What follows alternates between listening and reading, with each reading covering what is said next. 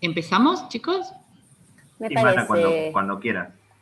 Bueno, buenas tardes a todos. Les damos las bienvenidas a esta serie de encuentros que hemos denominado A la Puesta del Sol, organizados por la Universidad Nacional de Comahue, la Facultad de Ingeniería, en realidad el Departamento de Física, un grupo de trabajo que venimos trabajando a lo largo del año para poder llegar a aprovechar y realmente que todos disfrutemos de este eclipse del 14 de diciembre que va a atravesar la zona sur de nuestras provincias de Río Negro y Neuquén.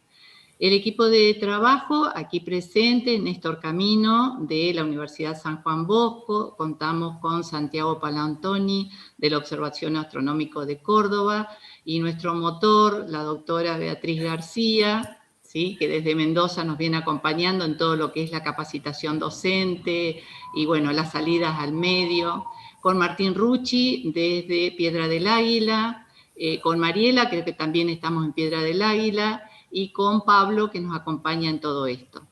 Esta es nuestra anteúltima charla, que comenzó allá por el mes de agosto, todos los miércoles, compartiendo con especialistas en el tema, tanto nacionales como internacionales. Así que, bueno, le damos la bienvenida a la doctora Cristina Mandrini, que nos va a hablar de preparándonos para el eclipse, el Sol y su atmósfera, ¿sí? Beatriz, que vas a hacer una presentación más formal de Cristina, te paso la palabra. Muchas gracias, Mara. Muchas gracias a los que nos están acompañando en este encuentro de hoy. Parece mentira que sea la anteúltima charla, ¿verdad? Pero ya nuestra función ya casi termina, porque lo nuestro es simplemente ir preparándonos para el eclipse del 14 de diciembre.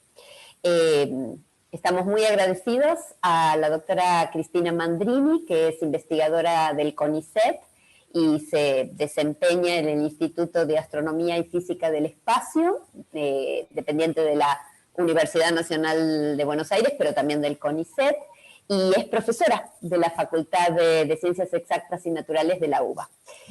Ella es doctora en astronomía, como todos los que nos han acompañado, casi todos los que nos han acompañado en estos miércoles de los encuentros a la puesta del sol, y su tema específico de investigación tiene que ver con la física del plasma, así que del plasma solar, de manera que es un momento muy bueno para ir preparándonos y para escuchar algo interesante.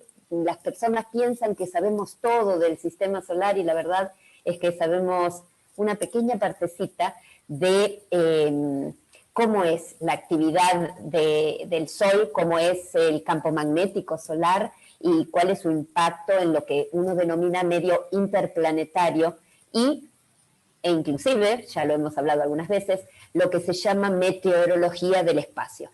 Así que es un gusto tener una especialista en el tema. Muchas gracias, Cristina, por supuesto, y ahora el escenario es todo tuyo. Bueno, gracias por la invitación, gracias por la presentación, y bueno, voy a ver si comparto mi pantalla.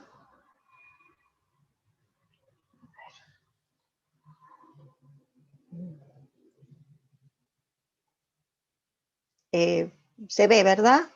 Se ve, se ve. Ok, listo. Bueno, como gracias a un eclipse total podemos ver la atmósfera del Sol, por lo menos la atmósfera externa, y aún la capa más baja, que es la fotósfera. Llamé a esto el Sol y su atmósfera y preparándonos para el eclipse. En esta primera imagen, lo único que hay es recordarles cómo ocurre un eclipse total de Sol.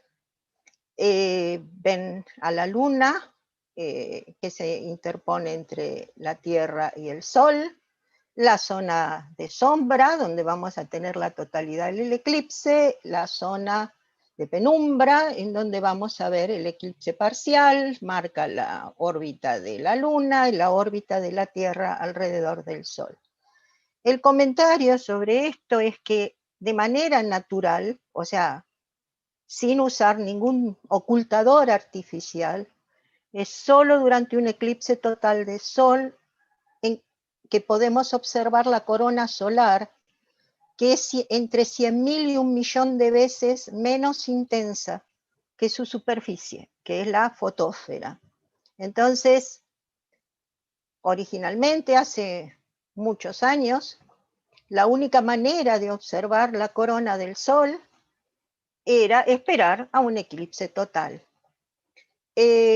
La primera fotografía científicamente útil de un eclipse total la tomó un daguerrotipista.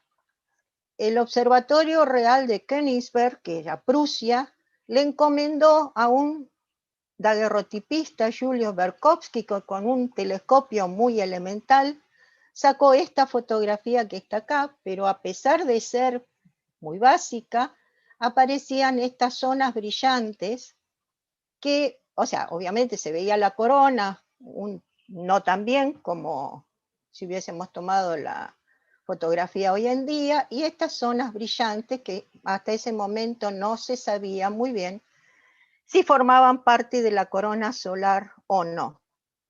Fue en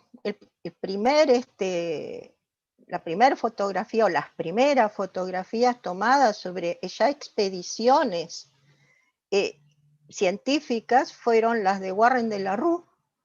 Acá hay una imagen que tal vez ya han visto con su fotoheliógrafo, ya esto era mucho más sofisticado, y es en esta expedición de observando el eclipse del 18 de julio de 1860, o sea, 9 años después, que Warren de la Rue, con esta fotografía, confirma que ahora, en combinación con otros observadores, que estas zonas brillantes que acá había observado Julius Berkowski, eran protuberancias. O sea, estas zonas ahora se llegó a la conclusión de que lo que se estaba observando era de origen solar y eran las protuberancias. Durante este mismo eclipse, que fue observado por muchos observadores, Guillermo Temple hizo este curioso dibujo que se ve acá. Hubo otros dibujos similares, yo puse en donde, o sea, esto no es una fotografía, esto está dibujado por el observador, en donde se ven de vuelta todas estas zonas brillantes que son protuberancias y estas extensiones que nosotros le llamamos streamers. La palabra la usamos en inglés, la palabra streamer castellano, la traducción es un poco rara, pero esto era habitual verlo en eclipses totales.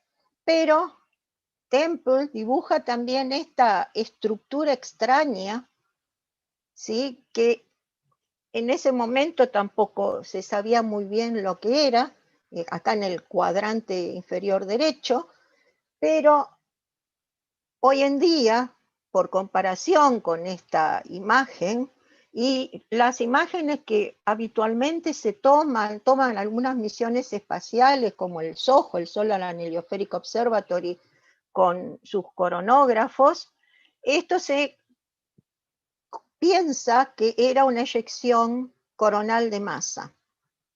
Por otra parte, el año 1860 es un año cercano a un pico del ciclo de manchas o ciclo solar, que después vamos a mostrarlo, y en este caso es el ciclo solar 10. Los ciclos solares se enumeran y este sería el 10º ciclo solar. Y en los máximos, estos eventos, las eyecciones coronales de masa, son habituales, ocurren con frecuencia, y a veces podemos ver más de una por día. Entonces, es probable que lo que haya dibujado Temple haya sido una eyección coronal de masa. Ahora, a partir de 1931, ya no tenemos que esperar a un eclipse total de sol para ver la corona. Bernard Lyot, alrededor del 31, diseña un instrumento capaz de observar la corona solar a voluntad. Quiere decir, yo puedo observar la corona cuando quiero.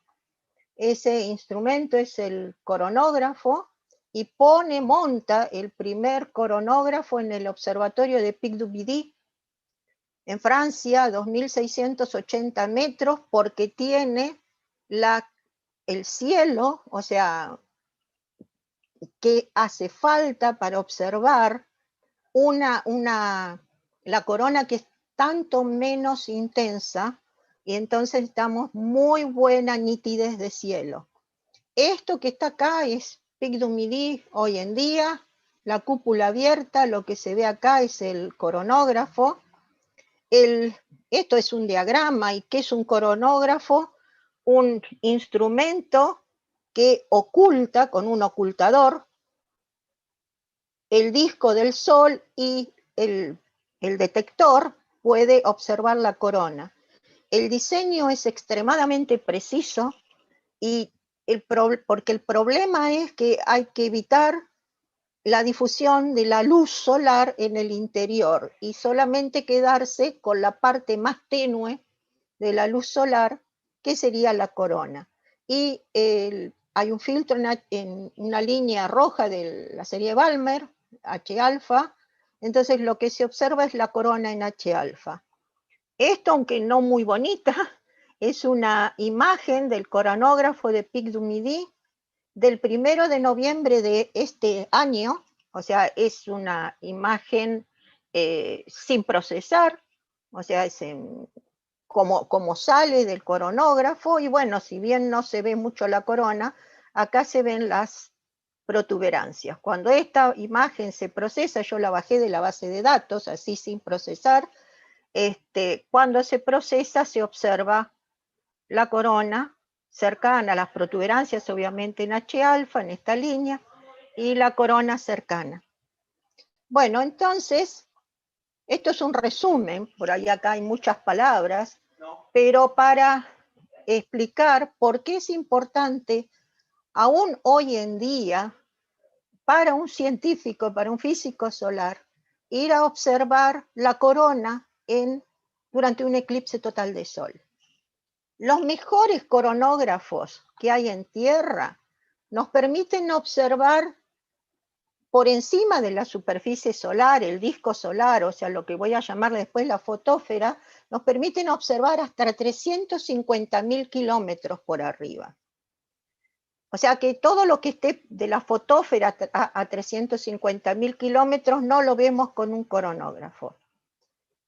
Hoy en día hay coronógrafos a bordo de satélites, cuya ventaja es que no tienen que sufrir la turbulencia atmosférica, evitan los problemas de la turbulencia de la Tierra, atmosférica de la Tierra, y el mejor coronógrafo en el sentido de permitirnos ver más de la corona solar y bajar un poco más dentro de la atmósfera del Sol, fue un coronógrafo que ya no funciona hoy en día y que nos permitía observar por encima de 70.000 kilómetros. La Luna, que es un ocultador natural, nos permite en un eclipse de los que se llaman anulares, en donde no cubre completamente el Sol, observar con buen contraste por encima de unos 45.000 kilómetros de la base de la superficie del Sol, o sea, de lo que vamos a llamar del disco solar o la fotósfera. Pero en un eclipse total, vemos mucho más, o sea, el eclipse nos muestra mucho más.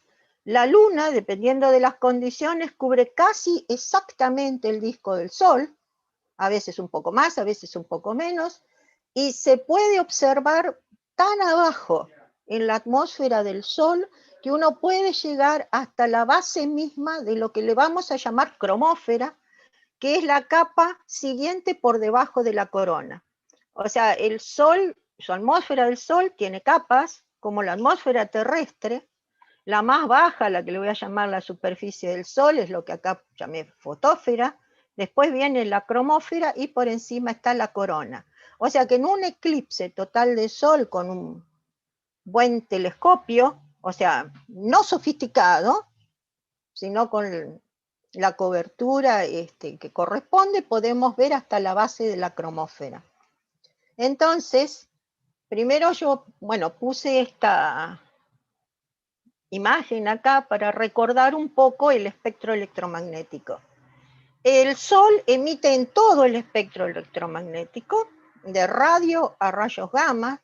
Acá tienen las longitudes de onda por comparación con algunos objetos.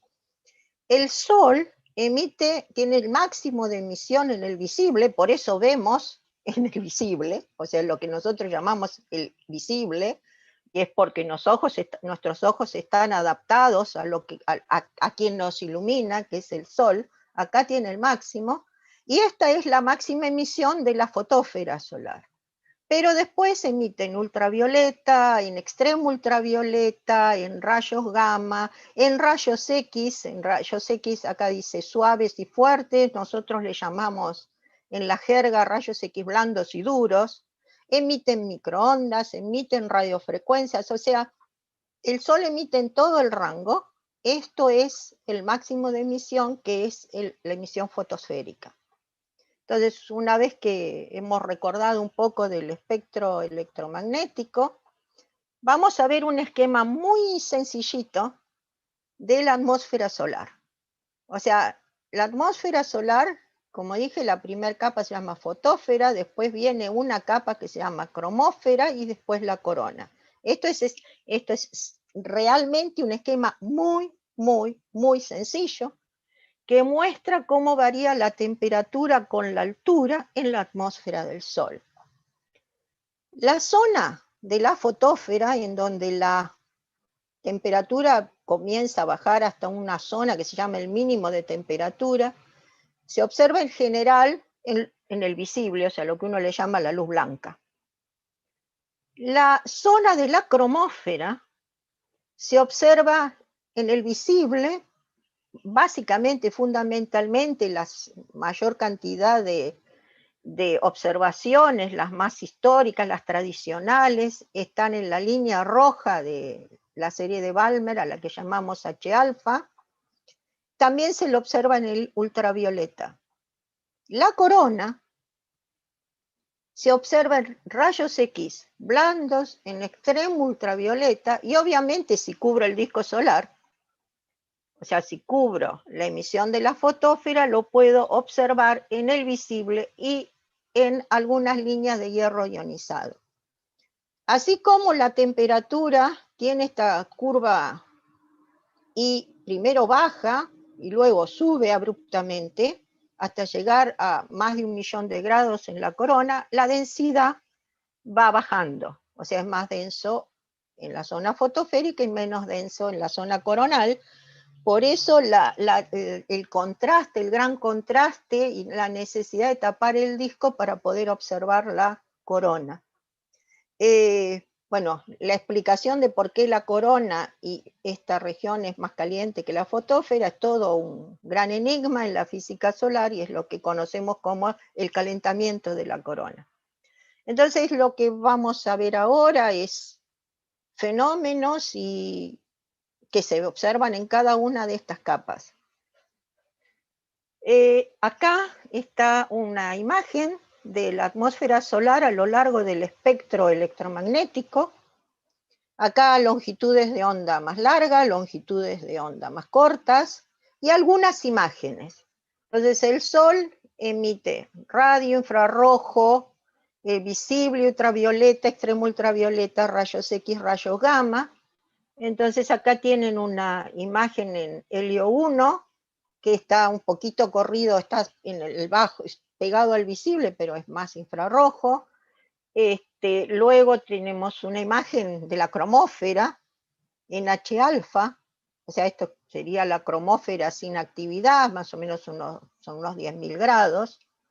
Luego tenemos el ultravioleta, estamos observando a 1,5 millones de grados en la baja corona, y después tenemos rayos X más alto en la corona, que estamos observando a unos 3 millones de grados, ya sería lo que llamaríamos la corona superior. Entonces el Sol emite a lo largo de todo el espectro y acá hay distintas imágenes a lo largo del mismo. Ahora, para observar el Sol en estas longitudes de onda. El visible obviamente lo podemos observar desde tierra. En radio tenemos una ventana, podemos observar, entre el borde del infrarrojo y microondas también tenemos una ventana, pero la atmósfera es como un paraguas que nos bloquea, por suerte y afortunadamente, las radiaciones de alta energía, los rayos X, los rayos gamma y la mayor parte del ultravioleta. O sea, acá están las capas de la atmósfera terrestre, la troposfera es la capa en la que vivimos, después viene la estratosfera, la mesósfera y por arriba la termósfera. Si queremos observar rayos gamma, tenemos que irnos por encima de la termósfera, rayos X, o sea, este es nuestro límite, o sea, no podemos observar estas longitudes de onda desde tierra, solamente podemos ver en el visible. Y acá tenemos que subirnos hasta estas alturas para poder observar el Sol en estas longitudes de onda, y solamente podemos observar en la ventana de radio parte de las microondas, ¿sí? Desde tierra la emisión del Sol. Entonces, la radiación más perjudicial, la de mayor energía, es bloqueada por nuestra atmósfera, que sería en esta zona, gamma, X, ultravioleta, y para este lado pasando ya la zona de radio. Entonces, las imágenes que les voy a mostrar, va a haber algunas en el visible, pero muchas van a ser tomadas por satélites. ¿Está bien? Bueno, entonces, vamos a la fotósfera. Esto que está viendo acá es una película que pasa demasiado rápido, pero está hecha fotografiando los dibujos hechos por Galileo. O sea, de los cuadernos de Galileo, los dibujos hechos por él, es una película que muestra las manchas que dibujaba Galileo. Galileo observa manchas en el Sol con un telescopio en los 1600, y estas manchas le tomó un tiempo darse cuenta o entender que son de origen solar. Aparecen en el Sol como zonas oscuras en la primera capa de la atmósfera, que es la fotosfera. Acá, por ejemplo, tenemos un grupo de manchas, y acá tenemos el grupo de manchas, el mismo, comparado con el tamaño de la Tierra, eso para que se den una idea de cuán grandes son comparadas. O sea, nuestra Tierra entra en esta mancha 2 veces, por ejemplo, y en esta una vez. Estas manchas luego, con el correr de los años y allá por los 1850, cuando se empiezan a utilizar los magnetómetros que miden el campo magnético solar, se encuentra que son concentraciones de campo magnético intenso, y en general aparecen de a pares y forman lo que le llamamos nosotros región activa, que es donde vamos a observar los fenómenos activos solares, que después los voy a mostrar, que son las fulguraciones, las eyecciones de masa coronales, como las que vimos en el dibujo de Temple. Acá, esta que está acá es una fotografía tomada por un fotógrafo aficionado al inicio del eclipse de agosto del 2017, el eclipse que atravesó, del 21 de agosto del 2017, que atravesó cuya franja de totalidad atravesó prácticamente Estados Unidos de costa este a oeste. Y entonces la puse solamente para que vean que con una cámara protegida, obviamente, en el momento a medida que la luna empieza a eclipsar el Sol, uno puede ver las manchas solares. Obviamente no está muy nítida la fotografía, no es una fotografía sacada con un telescopio, ni es solo la foto de un aficionado.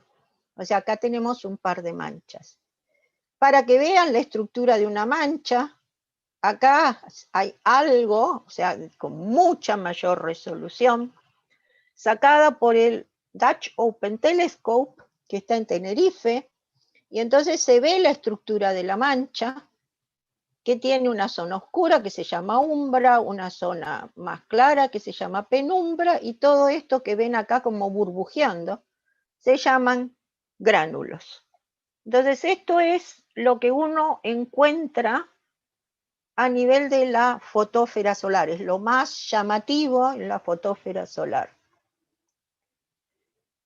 Lo que se ve que muestra acá son el ciclo de manchas que Schwabe lo publica, o sea, publica que ve esta variación en el número de manchas en el año 1843, y el periodo que él más o menos se encuentra en realidad en el trabajo de Schwabe es unos 10 años, más o menos. Hoy en día el periodo medio es de 11.1 años, y estos son los ciclos a partir de 1850, cuando se empieza a observar con más frecuencia las manchas solares y ya tenemos magnetómetros solares.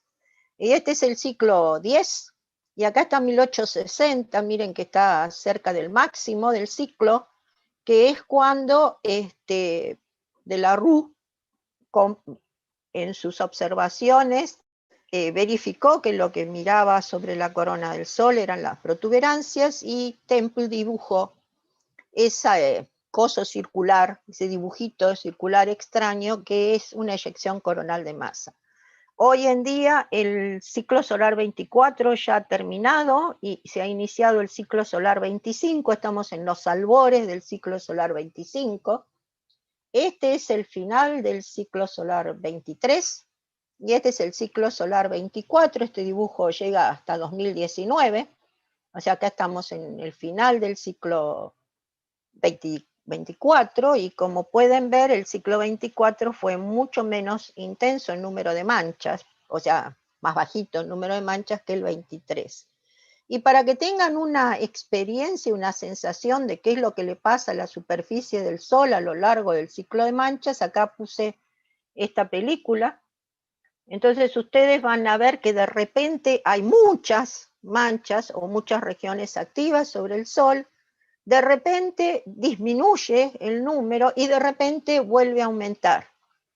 Estos son datos reales, y la película está hecha por David Hathaway, que estudia, o sea, la evolución de los ciclos y encima hace predicciones sobre cómo va a ser el siguiente ciclo.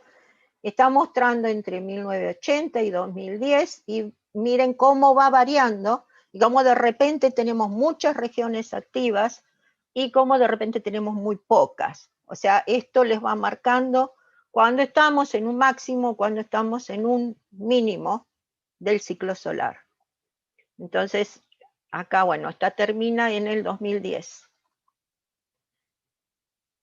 Bueno, si vamos ahora a la siguiente capa de la atmósfera, lo que quiero es que miren esta película y van a ver, esto es fotósfera y manchas, o sea, luz blanca, pero lo que se está superponiendo encima es una imagen en el ultravioleta. La temperatura es más o menos 60.000, 80.000 grados Kelvin, es una imagen en helio 2, 304 Armstrong, y lo que se nota, lo que se ve, es que las manchas solares, estos agrupamientos de manchas solares, coinciden con las zonas más brillantes en el extremo ultravioleta, que estoy a una temperatura mayor que la temperatura de la fotósfera. Entonces, las manchas solares coinciden con las zonas más brillantes, que son más calientes, y estas son las que llamamos regiones activas, los conjuntos de manchas, y esto es donde vamos a observar actividad solar, o sea, los fenómenos activos solares, y es donde va a ser más intensa la actividad. Entonces ahora estamos subiendo en la atmósfera y pasamos de la fotósfera y las manchas a la siguiente capa, la capa de más arriba, que es la cromósfera. Entonces esta es la cromósfera. Acá está vista en H alfa, o sea, en la línea que yo les dije, en la línea roja de Balmer. Acá vemos las protuberancias en el limbo, que es lo que van a ver durante el eclipse, las protuberancias, y estas líneas largas y oscuras no se llaman filamentos y no son ni más ni menos que las protuberancias vistas sobre el disco. Si esta protuberancia llegase a este borde que se limbo limbo solar, yo la vería brillante en contra del fondo menos denso. Acá la veo oscura porque mi fondo es más denso. Entonces, acá está entonces unos 6.563 Armstrongs, que es en H alfa, y acá se ve una protuberancia en el limbo en extremo ultravioleta. ¿Qué se ve en la cromósfera? Si tuviesen un telescopio con un filtro en H alfa, verían obviamente las protuberancias en el limbo, los filamentos y estas zonas brillantes, que se usa una palabra en francés que es plage y quiere decir playa, así la bautizaron y todavía usamos esa palabra. Entonces a nivel de la cromósfera vemos los filamentos, que en el limbo son las protuberancias, y estas zonas brillantes, que son las plages. Esto que está acá es obviamente una imagen, porque es extremo ultravioleta, tomada de un satélite del Solar and Heliospheric Observatory, y miren la forma tan bonita, diría yo, que tiene la protuberancia que estamos observando. En la cromósfera ocurren, además, eventos de liberación de energía muy violentos, que son las fulguraciones. O sea, son fenómenos muy violentos de liberación de energía. La energía liberada es extremadamente alta. O sea, para compararla, no sé si uno la compara con una bomba de medio megatón de Hiroshima, son 10.000 millones de bombas de Hiroshima, o sea, es extremadamente alta. Estas ocurren en pocos minutos y en pocos minutos calientan la corona a varias decenas de millones de grados. Se las ha observado en rayos X y se las ha estimado temperaturas de 20 millones de grados. Y emiten también partículas energéticas al medio interplanetario, o sea, liberan energía y emiten partículas energéticas al medio interplanetario. Lo que están viendo acá es el disco del Sol, como lo observa el telescopio ASTA, H Alpha Solar Telescope por Argentina, que está en San Juan. Esta es la cúpula del ASTA abierta y el telescopio se ve acá.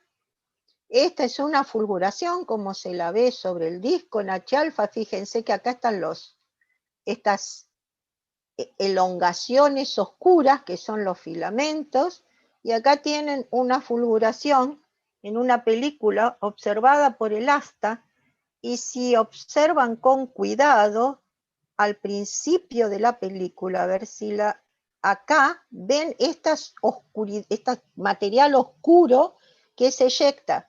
Había un filamento en el centro, en esta región, y este es el filamento que, al cambiarse la estructura del campo magnético y liberarse esta energía, el filamento es eyectado. O sea que estos filamentos, en particular este no se eyectó en este evento, pero el tramo que estaba entre medio de estas dos bandas fue eyectado durante este evento. Entonces tenemos en la cromósfera, como la vimos antes, que sería la cromósfera sin actividad, los filamentos, las plages, las protuberancias en el limbo, y podemos observar en H alfa también, en esta línea roja de la serie de Balmer, las fulguraciones. Acá ahora estamos yendo más arriba, o sea, ya vamos a la baja corona, y ahora lo que estamos viendo es una fulguración en una línea de extremo ultravioleta, 193 Armstrong, como lo observa un instrumento, el Atmospheric Imaging Assembly, que está volando ahora a bordo de este satélite que se llama Solar Dynamic Observatory. Lo que están viendo es una fulguración. Acá ven arcos, o sea, hay arcos. La corona no es tan así extensa, prolija, con los streamers, como la vimos en los eclipses, o ahora se los voy a mostrar en los eclipses, sino que está completamente estructurada. Está estructurada en forma de arcos. Y acá tienen, la fulguración ocurre en esta región, pero acá ven arcos, y este latigazo que parece observarse acá es la eyección de material al medio interplanetario. En un momento van a ver un cambio en esta zona, y es una eyección de material, o sea, una eyección coronal de masa. Estos arcos que vemos acá están precisamente, tienen sus bases ancladas a las manchas. Son arcos que contienen al material de la corona y tienen sus bases en las manchas solares. O sea, son arcos de campo magnético. El plasma está dentro de líneas del campo magnético. Y estos son como las líneas de un imán, como si tuviesen un imán con polo norte, polo sur, y las líneas del imán, y los arcos serían como las líneas de campo de un imán ancladas a el campo, a las manchas, que tienen una polaridad positiva y una polaridad negativa. Ahora, la fulguración anterior nos llevaba a la corona. Bueno, acá estamos ahora en la corona. Y así es como se la veía en los eclipses totales. Estas son fotografías de eclipses totales. Esta es de un eclipse de agosto de 1999, esta es de un eclipse de julio de 1991. En la corona, la parte externa, o sea, acá estamos, la luna nos está tapando el disco, estas regiones rojas y que las van a poder observar durante el eclipse son las protuberancias, y dependiendo obviamente de la nitidez del cielo, las condiciones atmosféricas, van a poder observar estas estructuras, tal vez no como acá, sino más parecidas acá, porque la corona va variando su aspecto a lo largo del ciclo solar. Y nosotros recién estamos en los albores del ciclo 25, venimos del mínimo del ciclo 24. Entonces la corona es más sencilla en época de mínimo y más compleja en época de máximo. Entonces, ¿qué vemos en la corona? Zonas donde hay oscuridad, o sea, no vemos material, por ejemplo, aquí, a eso se le llama agujero coronal. Estas regiones se le llama streamers. Y si vamos ahora a ver la corona interna, no la externa, cuando ahora la miramos en extremo ultravioleta o rayos X blandos, vamos a ver los arcos que vimos en la película anterior. Entonces, esta sería la corona vista en distintas épocas del ciclo. Fíjense cómo varía el aspecto. ¿Y qué vemos entonces cuando vamos más abajo? O sea, cuando ya no vemos un eclipse, sino que no eclipsamos el disco y vemos la corona, sino sobre el disco solar, lo que vemos son arcos. Arcos, arcos y arcos. Arcos magnéticos. Entonces acá hay un viaje desde los 70 hasta hoy en día, y en realidad es en los 70 cuando se confirma la estructura en forma de arcos de la corona solar. Esta es una imagen del Skylab, del Apollo Telescope Mount, así se llamaba, es uno de los mejores telescopios de observación, obviamente, en su época. Y acá esto que ven es un arco, obviamente un arco en el limbo, y acá es cuando se concluye sobre la alta estructura de la corona. El siguiente telescopio, ya 1970, teníamos estas imágenes, en los 80 voló el Solar Maximum Mission, y esto que está acá es una imagen en rayos X duros. Lo que quiero decir ahora, no solo lo veíamos así, esto es en el extremo ultravioleta, sino en otras longitudes de onda, estos rayos X duros. El instrumento es el Hard X-Ray Imaging Spectrometer, y esta es una imagen de mi tesis doctoral.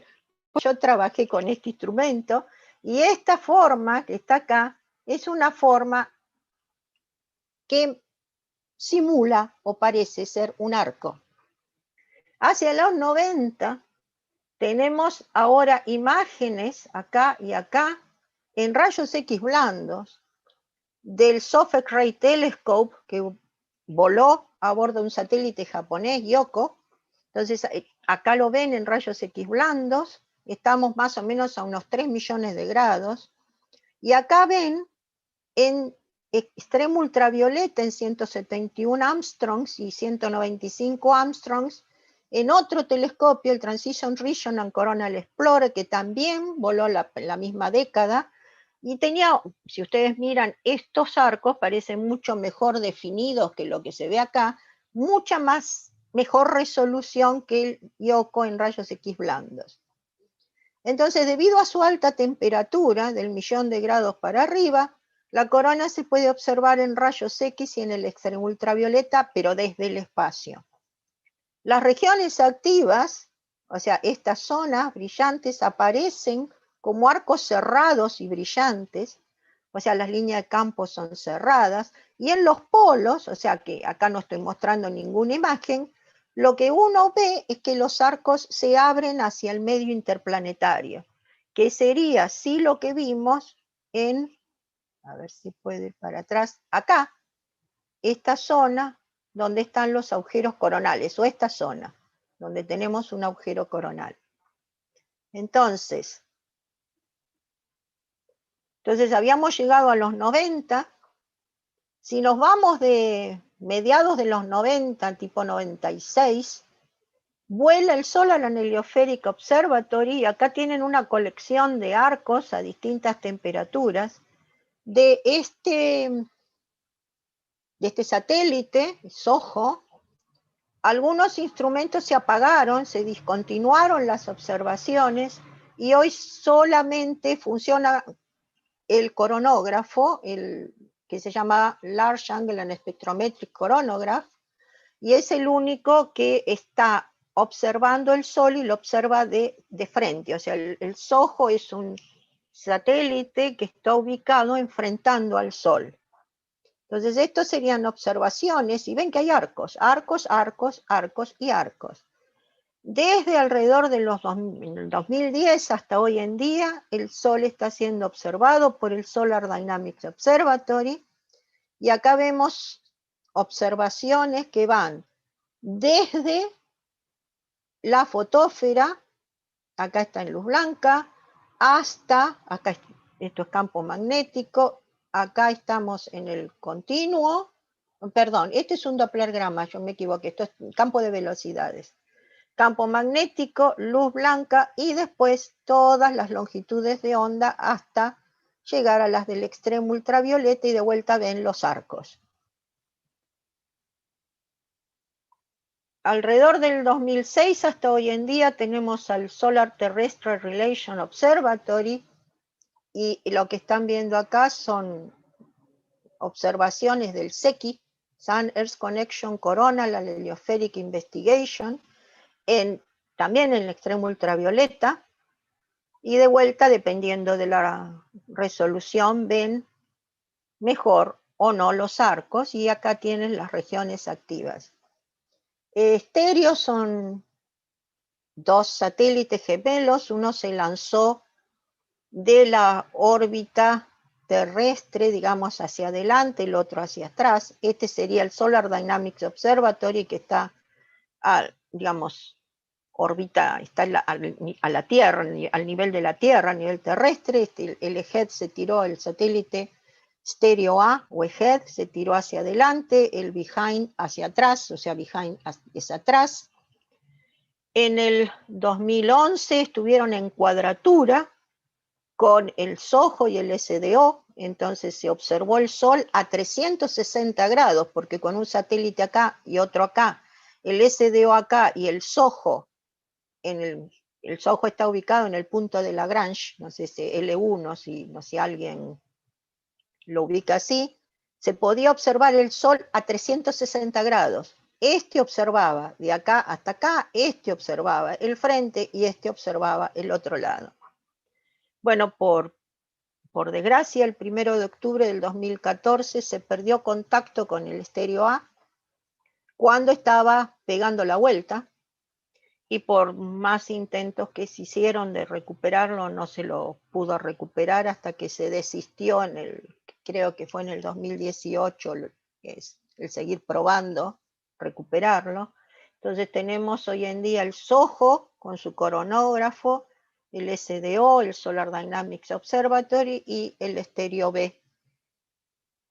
Y más, otros más, que son misiones que están en órbita, como ahora la Parker Solar Probe, que se lanzó en el 2018, y tanto la Parker Solar Probe como el Solar Orbiter, que se lanzó el 9 de febrero de este año, tienen como fin acercarse lo más posible al Sol, el máximo y tomar ahora datos no solo remotos, como los estéreos, el SDO o el SOHO, sino datos in situ, en el lugar, tomar mediciones de densidades, temperaturas, en el sitio, o sea, lo más cercano al Sol posible en su atmósfera. Obviamente no están pegados al Sol.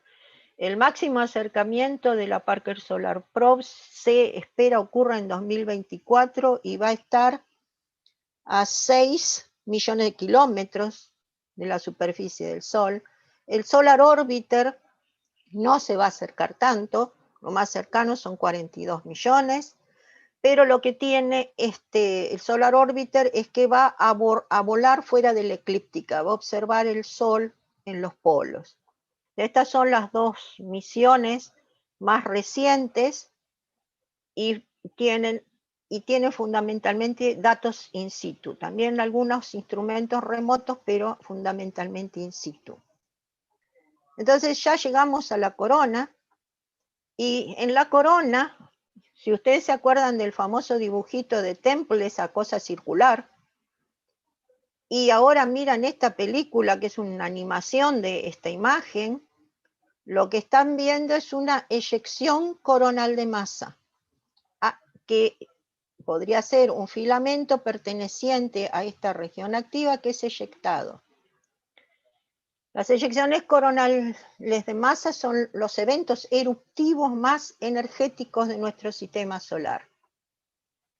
Lo que se eyecta es el campo magnético más el material que está atrapado en ese campo magnético, o sea, se llama el plasma, y la masa media que se eyecta, bueno, es un 10 con muchos ceros, o sea, es un 10 a la 13 kilogramos que se eyectan, y las velocidades son variables.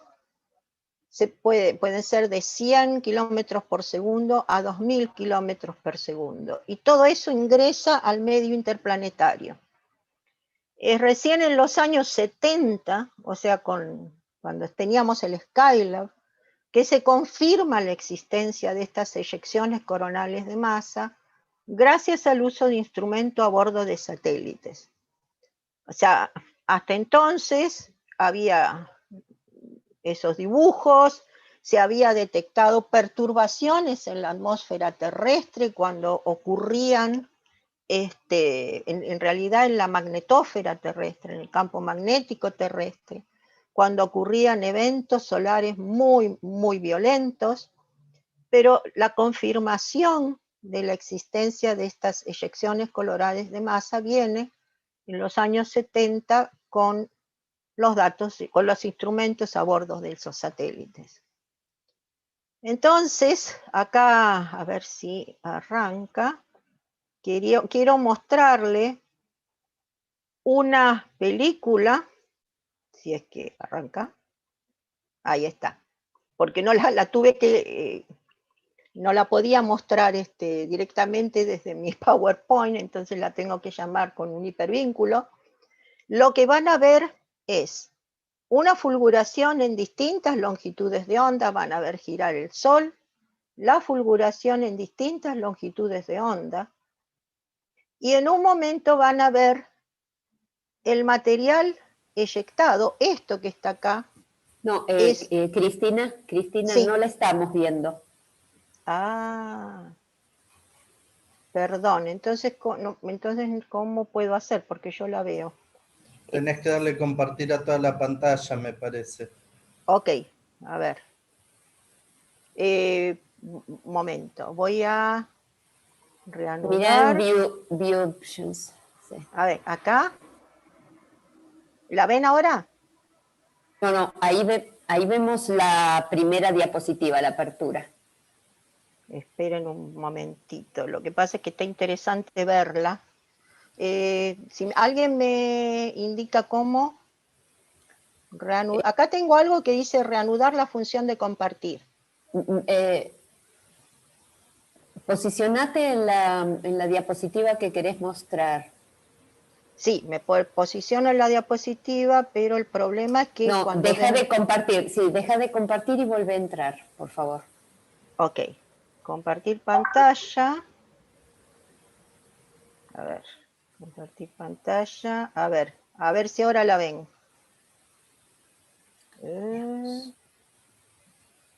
El problema es que no la puedo cargar sobre mi PowerPoint. ¿La tenés externa? Vamos a ver ahora. La tengo externa, ese es el problema. Espera. Ah, esperen un momentito. Si voy y la cliqueo directamente, esperen un segundito. Esa es una opción, sí. Ir y cliquearla directamente. Disculpen, sí, pero denme un segundo hasta que la encuentre. Por favor, discúlpenme. Lo que pasa es que me pareció que estaba buena mostrarla, porque mostraba todos los eventos. Acá. Quizás la tengas que compartir, ¿no? A que la cliques ahí. Sí, ahora espero. No puedo hacer esto. Bueno, parece que no voy a poder hacerlo. A ver. No la ven, ¿no? No, por ahora ¿no la no. podés compartir? Es lo que estoy tratando de hacer. Ay, no te lo dejo. Pero no me deja hacerlo. El problema mío es que no podía cargarla en mi... En tu presentación. Cristina, claro, sí. Antes de arrancar, compartí y después vas al La lugar arranco. y arrancas. Claro. Bueno, esperen un segundito que la encuentre. Me van a discúlpenme, ¿está bien? No, estas cosas pasan, ya estamos súper acostumbrados. Compartir pantalla y me voy a charla Eclipse. Espera que todavía no se compartió. Sí, pero sí. Lo que necesito es cliquear la película. Tal vez necesito hacer esto. Ahí. De reducir la imagen del Word, del PowerPoint. Es terrible esto. Perdonen. No, está todo bien. No importa. A ver, lo vas a lograr. Sí, no sé cómo lo voy a lograr. O sea, me pareció interesante mostrarla. Si no, no la muestro y ya está. Cristina, cerrá el PowerPoint. Sí, lo tengo cerrado. Bien. Abrí y ahora la película. Claro, abro la película. Ahí la abro. Primero la abro, esperen. No me deja abrirla. A ver. Reproducirla. No me deja abrirla.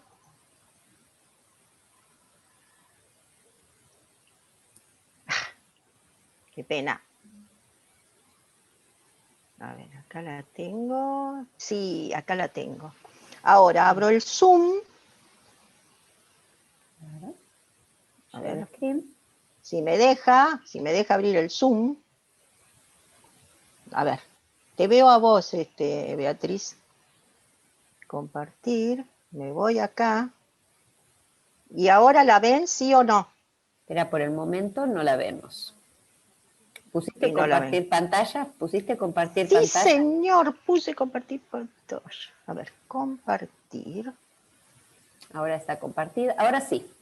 Bien, lo hemos logrado. La tecnología no puede con nosotros. Bueno, la idea es que vean acá hay dos fulguraciones, acá se ve una. Estas son dos, esto que está acá es la curva en rayos X blando que se usa para clasificar a las fulguraciones. Y estas son dos fulguraciones muy violentas. Las más violentas son de clase X. Y estas dos fulguraciones fueron acompañadas de eyecciones coronales de masa, que es lo que están viendo acá, en coronógrafos, en que primero, si puedo retroceder, a ver si me hace caso. Estos son coronógrafos que están observando de tierra. Este sería el C2, este es el C3, así se llaman, de acuerdo a cuánto veo de la corona, si más afuera o más adentro. Y este es un estéreo. En este momento el estéreo B no estaba, tenemos solo el estéreo A, y acá es la Tierra. Y lo que está mostrando que esto nos está llegando a nosotros. O sea, está dirigida a Tierra. O sea, acá de frente vemos un halo. Esto que están viendo acá, esta es la Tierra, pasa muy rápido la película. La Tierra es este puntito, y esto que ven es masa que va a barrer la Tierra. O sea, están viendo el flujo del viento solar en unos datos que pone NASA. Entonces, en septiembre del 2017, el 6, hubo dos grandes fulguraciones acompañadas de dos grandes eyecciones coloradas de masa que barrieron la magnetosfera terrestre. Eso es lo que estaba tratando de mostrar esta película, que espero que ahora la haya podido ver. Y entonces estos serían las dos fulguraciones, esta que está acá y esta que está acá, esos dos picos de aumento de intensidad en rayos X blandos. ¿Y qué es lo que ven? Estos, de vuelta, son eclipses artificiales, estamos tapando, este sería el disco del Sol, llega hasta acá, y los coronógrafos tapan más afuera, y si la Tierra está hasta acá, no llegó. Si ven esta zona se dirigió, está en dirección a la Tierra. Esto sería el estéreo head y nos muestra que llegó a nuestra magnetósfera este evento. Bueno, ahora, habiendo tenido éxito con esto, dejo de compartir y voy a abrir mi PowerPoint, que todavía sigue. Acá está. Y no sé cuánto hace que estoy hablando. Entonces, esperen que pongo esto. Y ahora vamos a la siguiente. Bueno, ahora, la atmósfera del Sol no se termina en la corona, o si quieren decirlo de otra manera, la corona se extiende hasta donde, hasta el borde de la que sería la heliosfera, que es la zona de influencia del Sol. Lo que están viendo ahora son imágenes del mínimo de actividad en el 96, y este flujo de material que están viendo es el viento solar. O sea, no hay eyecciones coronales de masa, obviamente hay algunos streamers, pero ven una especie de flujo constante de material, ese es el viento. O sea, la corona se extiende en viento solar. Y el viento solar es un flujo constante de partículas que emana de la corona solar. Esta es una combinación de imágenes. Lo que ven en el centro sería el campo magnético con muy baja resolución.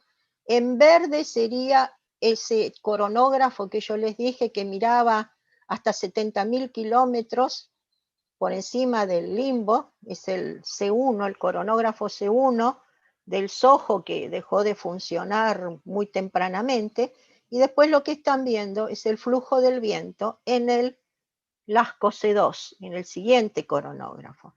Entonces, ¿hasta dónde se extiende la corona solar? Hasta el borde de la heliosfera. O sea, ¿hasta dónde se extiende la influencia del Sol? La Tierra y todos los planetas que conforman el sistema planetario.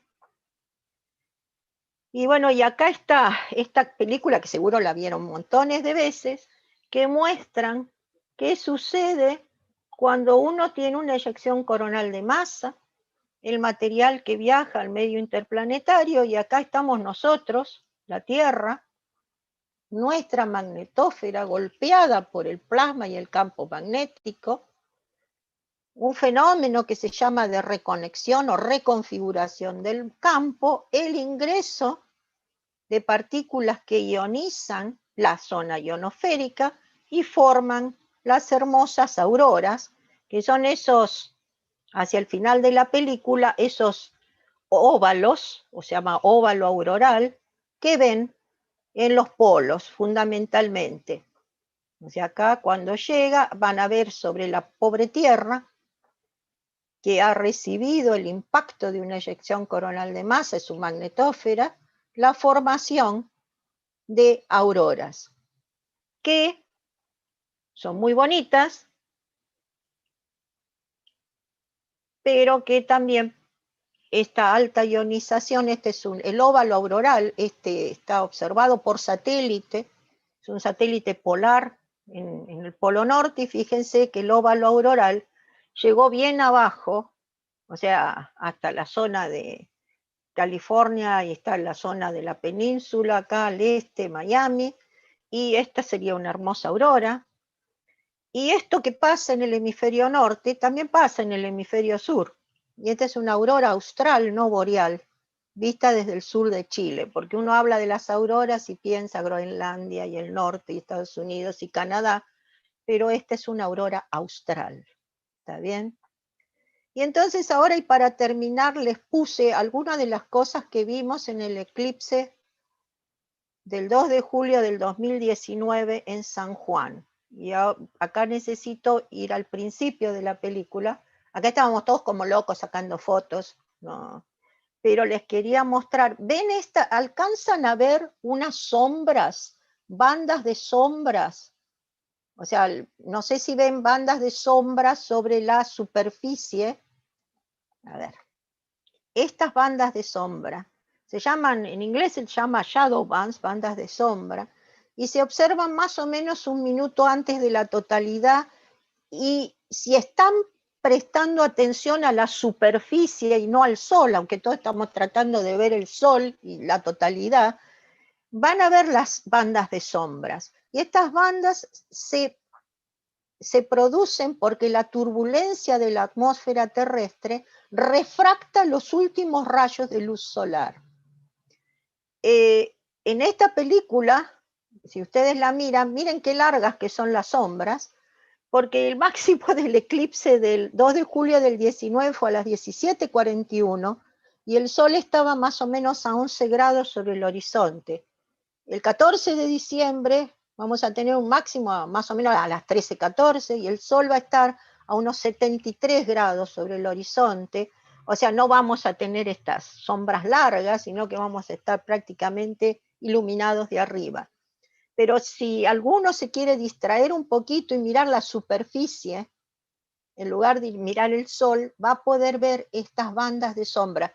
No se ven siempre, es difícil de verlas, y se ven fundamentalmente cuando hay un gran gradiente térmico entre la superficie terrestre, o sea, el sol estaba calentando mucho la superficie terrestre y se generaba esta región de turbulencia atmosférica, y por refracción se forman las bandas de sombra.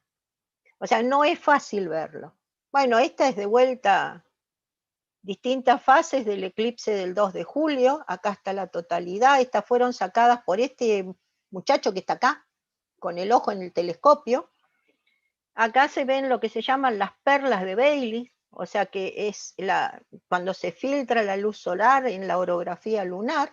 Esto es lo que se conoce como el anillo de diamantes, y tienen distintas etapas o distintas fases del eclipse del 2 de julio. Y acá tenemos gente, obviamente miren con la protección correspondiente. Este es el muchacho que sacó es el que estaba mirando por el telescopio y que sacó las fotografías que formaron la composición anterior. Esto que está acá es el colador de fideos de Eve Cremades, que dio una charla en este ciclo, y lo que están viendo es la proyección, ¿sí?, de cómo la luna cubre el sol, ¿sí?, a través de los agujeritos del colador. Bueno, acá de vuelta esto tenía el mismo fin, Bueno, este es el lugar donde fuimos a observar el eclipse. Entonces, bueno, con esto los dejo. Ojalá podamos todos ir a ver el eclipse del 14 y de disfrutarlo tanto como lo disfrutamos el 2 de julio. Y muchas gracias a todos. Bien, muchas gracias, Cristina. Estuvo súper linda la charla. Sé que ya está en la sala Susana Ramos, que es la normal maestra de ceremonias en este encuentro. Quería romper un poquito el hielo con las preguntas para que ampliaras un poco, porque aquí en la audiencia tenemos a muchos docentes y mucha gente que conoce un poquito de la estructura solar y de la interacción del Sol con la Tierra, porque ha tenido algunos cursos de capacitación, que ampliaras un poquito el tema de las eyecciones de materia y el peligro que corre la Tierra, porque vos solo hablaste de las hermosas auroras boreales y australes. Sí, yo solo sabía para completar la idea. Sí, yo sabía que habían tenido una charla de Santiago Vargas Domínguez sobre meteorología del espacio, entonces no quería repetir lo mismo.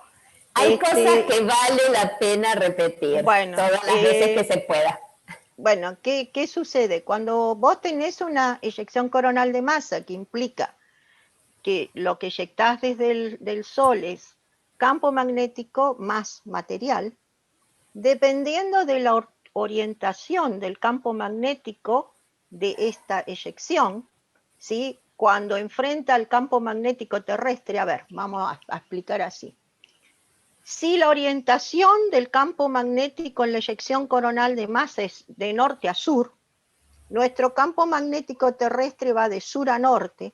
Cuando estas dos líneas de campo magnético se encuentran, se produce un fenómeno que se llama reconexión magnética, o sea, se cambia la configuración del campo magnético y eso permite que, no sé si vieron en la peliculita que mostré, que el campo magnético de alguna manera, voy a usar la palabra abra, pero no es que se abre, sino que se reconfigura y ingresan por los polos fundamentalmente, que es donde nuestro campo magnético terrestre es más débil, partículas que ionizan a la atmósfera terrestre, lo que llamamos la ionósfera.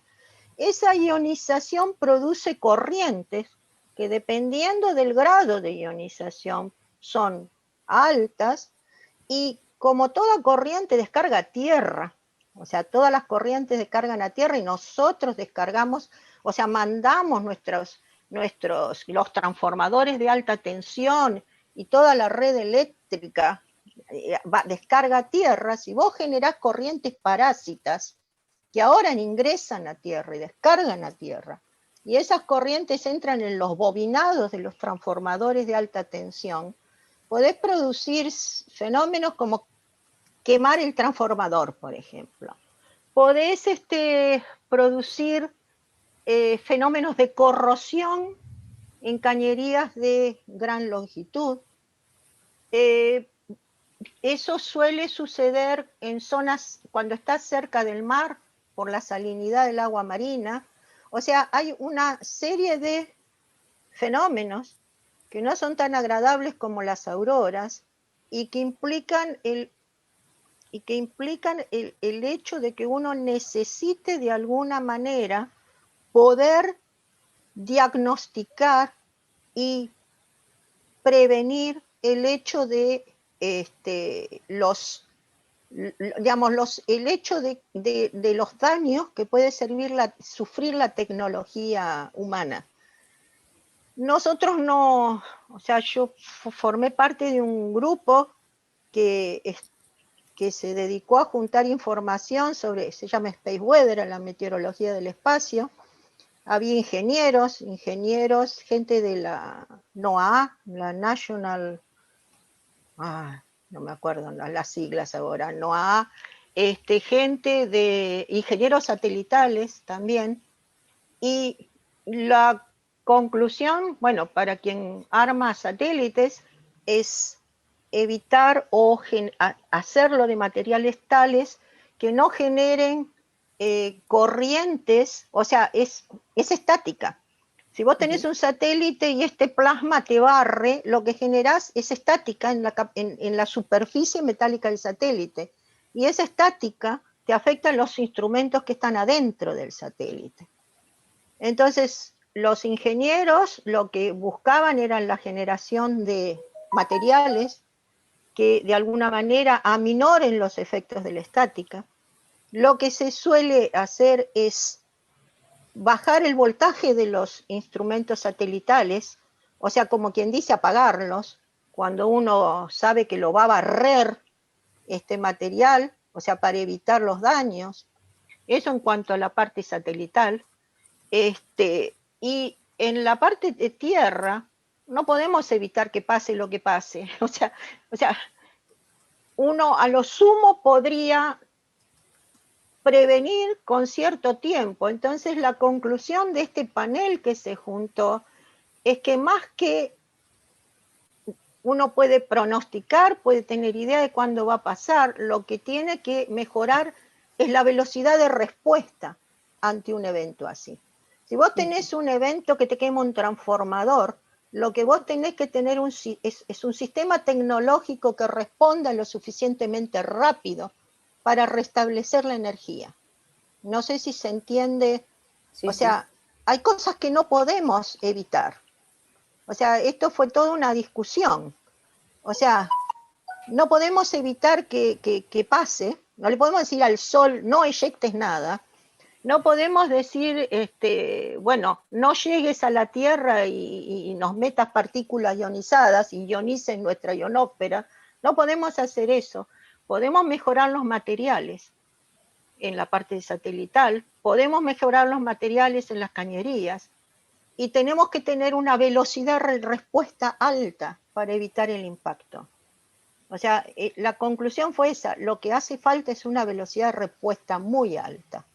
O sea, poder aminorar el daño respondiendo rápidamente al problema, solucionarlo rápido.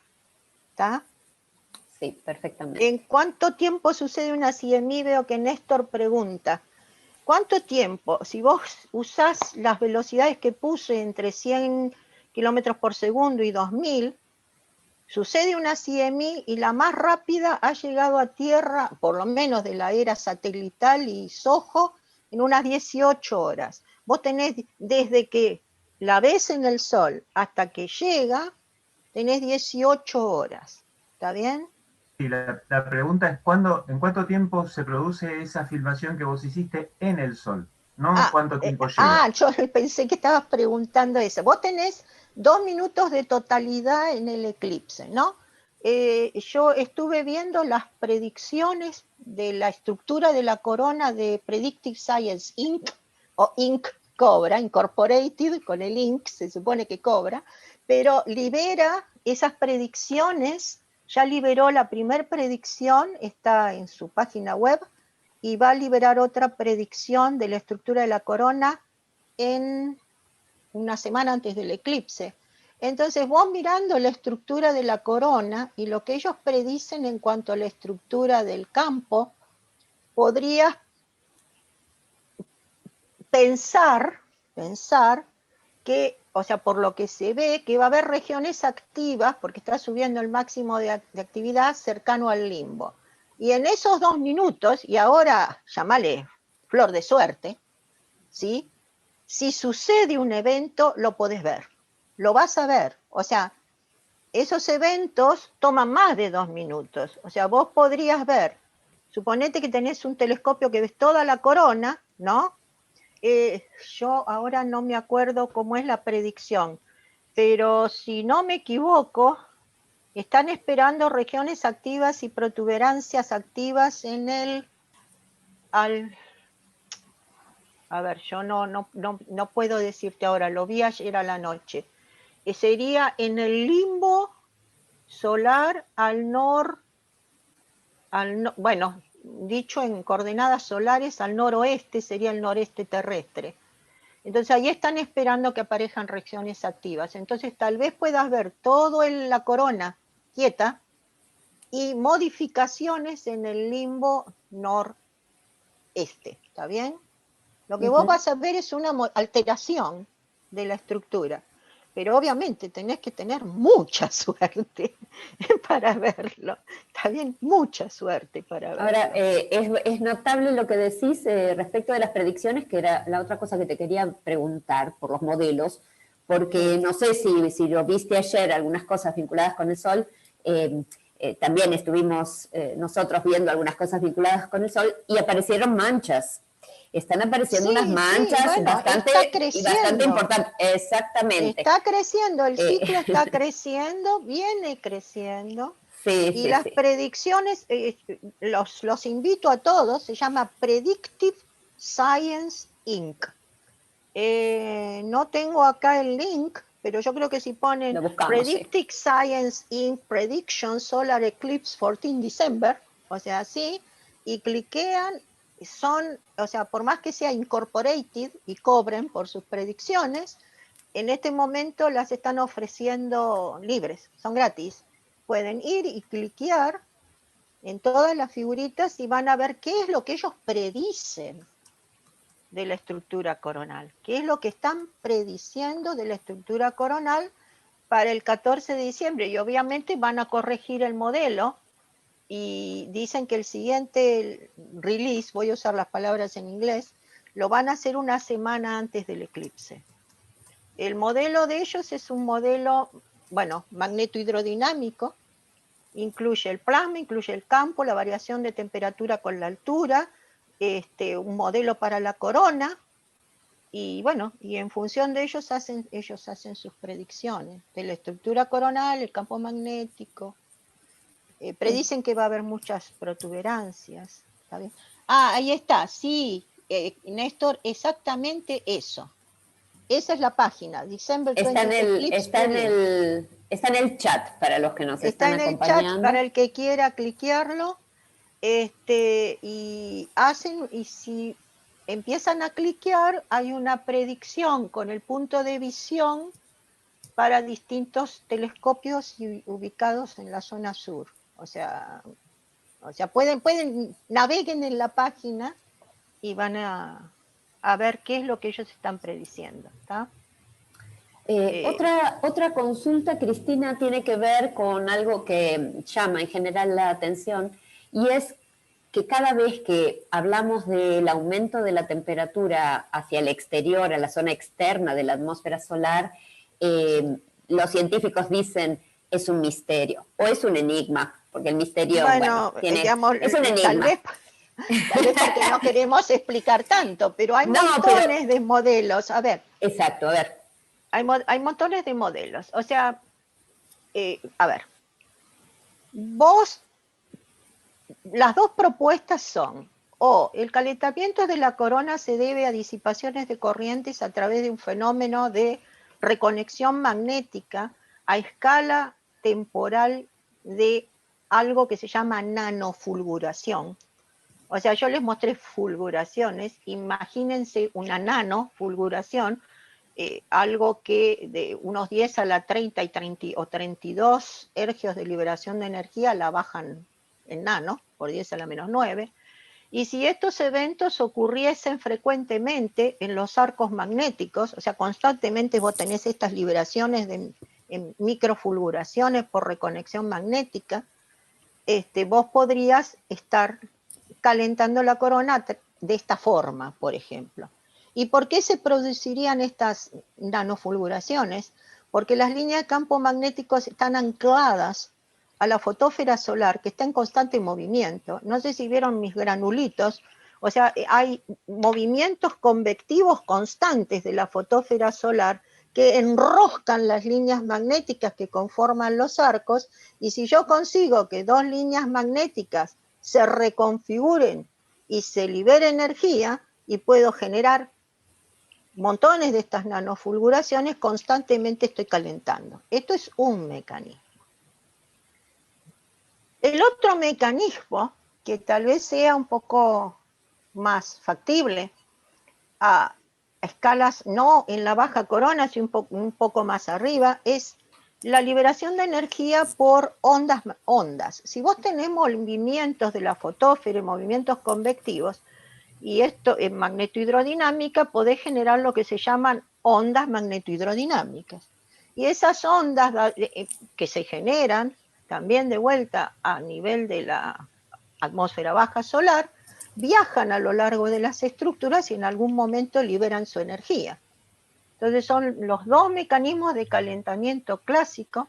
Uno se llama por corriente continua, direct current, que son las nanofulguraciones, y el otro se llama por alternating current, o corriente alterna, que son ondas. Desde hace años y años y años, quienes están por las ondas defienden las ondas, quienes están por las nanofulguraciones defienden las nanofulguraciones. Es muy probable que pase todo junto y que depende de qué datos uno está analizando, parezca que predomina una manera de disipación a la otra. Hace muchos años, unos 20 años, yo hice un trabajo de comparar modelos con datos, mi modelo de campo magnético fue en el 2000, pero usaba datos de la baja corona. Y la conclusión de ese trabajo fue que predominantemente el calentamiento es por disipación en nanofulguraciones, pero es la baja corona. Eran datos de la baja corona, eran datos en rayos X blandos. Por ahí, si vamos a otros datos, más arriba en la corona, va a haber otros que van a decir son ondas. Bueno, el porcentaje de que yo diría es A más B con un % delante de A y un % delante de B, que depende de qué observaciones estoy analizando, mi % crecerá en uno o en otro. Por eso es que decimos, es una incógnita. No hay ninguna incógnita. Ahí estamos todos peleando por ver quién predomina. Yo creo que los dos funcionan. Y depende de qué datos analizás. Los datos favorecen uno o favorecen el otro. Eso es todo. O sea, no es que es una incógnita que no sabemos develar, sino que es algo en donde todavía otros dicen es turbulencia magnetohidrodinámica. Si vas a hablar con alguien que hace turbulencia en plasma, te va a decir es el espectro de Kolmogorov de la turbulencia magnetohidrodinámica, y palabras extrañísimas las que estoy usando, pero te va a decir eso. Y todos son modelos. ¿Y qué cosa predomina? Depende de qué datos voy a analizar. Claro. Muchas veces. O sea, no es un misterio oculto que nosotros no queremos compartir. Es algo en donde todavía estamos discutiendo a ver quién tiene razón o no. Y no creo que unos tengan razón y otros no. Pasa todo junto, las observaciones apoyan uno, apoyan otro, pero pasa todo junto.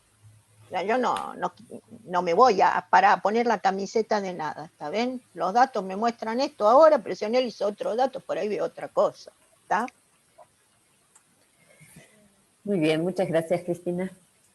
Muchas gracias, Cristina. Yo soy Susana Ramos. No sé, alguien está hablando y no lo escucha. Te escuchamos muy bajito, Susana. Sí, muy, muy bajito. No sé quién habla. Ah, muy bajito, en serio, Susana, casi no se te escucha. Sí, no sé qué pasa. Bueno, no voy a hablar mucho, entonces. No, por favor. Tengo media complicada, parece hoy. Te agradezco mucho la charla, la estuve escuchando en el camino mientras llegaba, porque me agarró un corte de puente, así que por eso no puedo hacer la introducción. Pero muy interesante la charla. Te agradezco mucho. Bueno, gracias a ustedes. De la Universidad de Comahue y gracias a todos los que nos acompañan. Acá veo una pregunta de Néstor que dice, ¿dónde se puede comprar el dispositivo especializado colador de Beckman? Te aseguro que el colador tuvo un éxito fantástico. Durante el eclipse los chicos iban a mirar el sol a través de los agujeritos del colador, porque teníamos un montón de chicos dando vueltas por ahí. Cualquier colador de fideos sirve. Así que Bueno, gracias a ustedes. Muchas gracias a todos ustedes. Te queremos Excelente. agradecer y hay varios agradecimientos de gente que estuvo escuchando desde varios lugares del país. Tenemos muchos oyentes de Neuquén, por supuesto, pero ahí está Néstor, creo que tal vez quiera hacer algún comentario. Ahí está Santiago desde Córdoba y Mariela Corti desde Buenos Aires, y bueno, y José Luis Armechea desde Tierra del Fuego, de Río Grande. Así que, como siempre, hemos llegado a muchos lugares del país. Néstor, Bueno. abriste tu micrófono, ¿querés decir algo? No, para saludarla a Cristina, nada más. Hola, Muchas gracias. Néstor, ¿qué tal? Sabemos, Cristina, sabemos que vas a ir a Valcheta. Sí, yo voy a ir a Valcheta. Así que esperamos tener fotos. Nosotros todavía estamos atrapados en nuestras casas, así que, bueno, Sí, confiamos no, en que mandes. esperamos poder sacar lindas fotos y poder transmitir el eclipse. O sea, hoy estábamos en el IAFE tratando de ver cómo conectar los telescopios y usando la cámara, el telescopio y después conectarle una compu. O sea, bueno, no sé, vamos a ver qué sale de eso. Y la idea es transmitir el eclipse, si tenemos suerte y si la pandemia nos ayuda, porque hay lugares que la gente iba a ir y decidieron cerrar, así que no sé. Así es. Así Bueno. que bueno, es una gran incógnita hasta el día 14 de diciembre, supongo. Así será, Hasta que eso estemos creo. ahí, hasta que lleguemos. Bueno, muchísimas gracias a todos. Muchas gracias, Adiós. Cristina, Chao, Cristina, a vos gracias. De nada, por adiós. tu tiempo. No te vayas Adiós. hasta que anunciemos a todo el mundo cuál es la charla de cierre, la última Ok. charla de este ciclo, después de, bueno, va a ser la número 15, si no estoy contando mal, parece mentira. La va a dar Mariela Corti, y el título es ¿por qué ocurren los eclipses solares y cómo observarlos? Es la charla que necesitamos para cerrar este ciclo a menos de una semana del eclipse total de Sol, el último de la década por lo menos, visible en territorio continental americano, porque todos sabemos que el año que viene hay uno visible desde la Antártida. Así Sí. que esperamos que nos acompañen. Vamos a hacer, seguro que vamos a hacer un brindis también para cerrar este ciclo, que fue no tan fácil de mantener, porque bueno, todos los miércoles, durante tantos miércoles, fue largo. Aquí la vemos a Mariela, capaz que quiere hablar sobre su charla de la semana que viene. Y bueno, lo único que puedo agregar es que, bueno, espero que les resulte útil, que seguramente varias de las cosas que diga ya las han estado escuchando, ¿no? En este ciclo de charlas que se están dando, todas tan interesantes, pero que, como decía Beatriz, hay algunas cosas que vale la pena repetirlas, y especialmente voy a hacer hincapié en la observación segura, ¿no? Del Sol y del eclipse en particular, porque, digamos, para que todos podamos disfrutarlo, que nadie salga lastimado ni perjudicado. Eso solamente. Acá están preguntando si vamos a mandar espumante para el brindis. Miren, mandar no, pero cualquiera que quiera tener su copa, nosotros estamos siempre muy bien dispuestos al brindis, aunque sea virtual. Así que, miren, este año nos vamos a acordar de todo. Nos vamos a acordar de los cumpleaños virtuales, de los ciclos de charlas virtuales, pero creo que ha habido una buena cosa en este desastre que nos ha tocado, en esta extraña manera de sobrellevar las cosas, y es que nos ha permitido escuchar a gente de todo el país y de otros países dando estas charlas, cosa que probablemente ni la hubiéramos planteado si estuviéramos todos libres de salir de nuestra casa y andar de un lado para el otro. Este tipo de propuestas, de las charlas continuadas a lo largo de tantos meses, de tantas semanas, no es algo tan común, Así que muy agradecido a todos los que nos han acompañado todos los miércoles, y bueno, gracias a Cristina, gracias a la próxima expositora. Gracias a ustedes. Gracias a la Universidad de Comahue, que nos brinda la sala de webinar, y los esperamos el miércoles que viene. Bueno, gracias a todos. Gracias, Cristina. Chao, chao. Muchas gracias. Un saludo fuerte a todos. Chao, saludos.